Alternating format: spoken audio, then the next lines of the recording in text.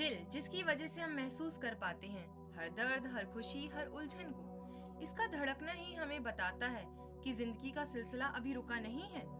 जिंदगी का पहला एहसास भी दिल ही देता है। दिल ही वो ऑर्गन है जो हमारे बनने पर सबसे पहले बनता है। पर सोचने वाली बात ये है कि क्यों सबसे पहले दिल ही बनता होगा? तो क्यों ना इस बात को बायोलॉजिकल नजरिए से समझा जाए कि क्यों हमारे बनने पर दिल ही सबसे पहले बनता है। फर्टिलाइजेशन के बाद जाइगोट तेजी से डिवाइड होता है। डिवाइड हुए सेल्स मिलकर एक सॉलिड बॉल जैसा स्ट्रक्चर बनाते हैं जिसे मोरूला कहते हैं। आगे चलकर ये मोरूला ब्लास्टोसिस्ट बन जाता है। जब ये ब्लास्टोसिस्ट यूट्रस तक पहुंचता है तो ये यूट्रस के फ्लूइड में तैरता है। यही फ्लूइड इसे शुरुआती ऑक्सीजन और न्यूट्रिशन देता है। जब ब्लास्टोसिस्ट एंडोमेटेरियम वॉल से अटैच हो जाता है तब न्यूट्रिशन और ऑक्सीजन सप्लाई करने का काम एंडोमेटेरियम वॉल ही करती है। ब्लास्टोसिस्ट के इनर मास सेल धीरे धीरे डेवलप होकर एम्ब्रियो बन जाते हैं। जैसे जैसे ये एम्ब्रियो बड़ा होने लगता है ये पहले से ज्यादा कॉम्प्लेक्स हो जाता है और अब यूट्रस की वॉल के थ्रू हर सेल तक ऑक्सीजन और न्यूट्रिशन पहुंचाना मुश्किल होने लगता है। इसीलिए अब हार्ट की एक छोटी सी ट्यूब बनने लगती है। यही ट्यूब एम्ब्रियो के transport and blood circulation system की शुरुआत होती है। ट्रांसपोर्ट सिस्टम वो सिस्टम होता है जो ब्लड को बॉडी के हर पार्ट तक ले जाता है और वेस्ट को वापस लेकर आता है।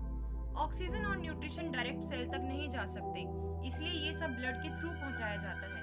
ब्लड को बॉडी में सर्कुलेट करने के लिए सर्कुलेटरी सिस्टम की जरूरत होती है और इसी सर्कुलेटरी सिस्टम का सेंटर होता है हार्ट। हार्ट हर सेकेंड कॉन्ट्रैक्ट होकर ब्लड को बॉडी के हर कोने तक भेजता है ताकि हर सेल को एनर्जी मिल सके। फर्स्ट मंथ ऑफ प्रेगनेंसी में बस हार्ट की ट्यूब बनती है। सेकेंड मंथ में ट्यूब फोल्ड और ट्विस्ट होकर हार्ट की शेप लेने लगती है और आर्टरीज और वेंट्रिकल्स डेवलप होने लगते हैं। मेजर ब्लड वेसल्स भी फॉर्म होते हैं। थर्ड मंथ में हार्ट 4 चैम्बर्स, 2 आर्टरीज, 2 वेंट्रिकल्स में प्रॉपर्ली डिवाइड हो जाता है।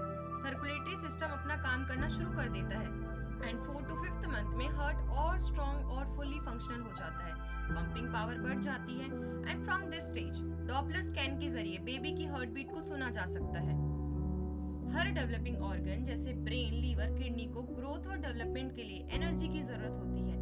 ये एनर्जी ग्लूकोज और ऑक्सीजन से मिलती है जिसे ब्लड लेकर आता है। अगर ब्लड सर्कुलेट ना हो तो कोई भी ऑर्गन डेवलप ही नहीं हो पाएगा। इसीलिए बायोलॉजिकल लेवल पर हार्ट का बनना सबसे पहले जरूरी था। तो अब जब हमने बायोलॉजिकल लेयर को समझ लिया है तो चलो देखते हैं कैसे ये प्रोसेसेस हमें रिश्तों के फंडामेंटल्स, प्रिंसिपल से रूबरू करवा रहे हैं। शुरुआत करते हैं पहले फंडामेंटल से और वो है एक्सेप्टेंस एंड ट्रस्ट। ये दोनों ही हर रिश्ते के सबसे बेसिक फाउंडेशन होते हैं। कुदरत भी इसी प्रिंसिपल पर काम करती है।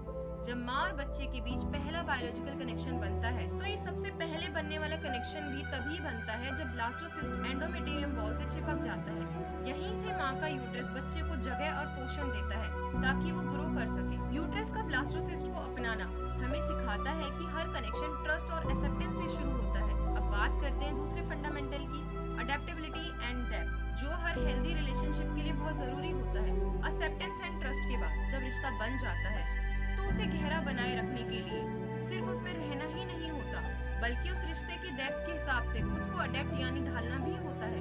बायोलॉजी में भी ये पैटर्न देखने को मिलता है। जैसे जैसे माँ और बच्चे का रिश्ता गहरा होता है हार्ट ट्यूब फोल्ड और ट्विस्ट होकर 4 चैम्बर्स बनाती है और माँ की बॉडी भी बच्चे की ग्रोथ के हिसाब से खुद को एडजस्ट करती है।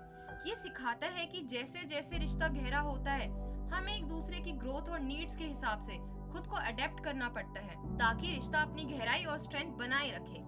अगर रिश्तों में अडेप्शन ना हो तो उनकी ग्रोथ रुक जाती है और रिश्ता खोखला और बेजान लगने लगता है, जिससे दोनों के बीच इमोशनल गैप बढ़ने लगता है।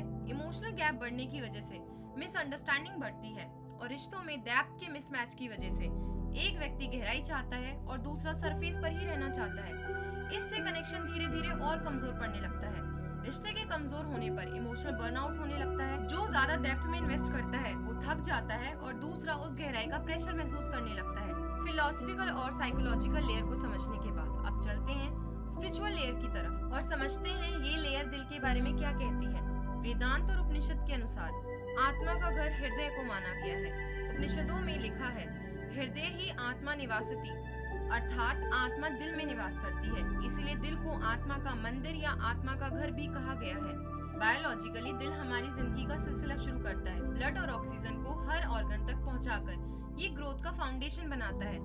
फिलोसफिकली और साइकोलॉजिकली ये हमें रिश्तों के ट्रस्ट, एक्सेप्टेंस, अडेप्टेबिलिटी के फंडामेंटल प्रिंसिपल सिखाता है ताकि कनेक्शन गहरे और मजबूत बन सके।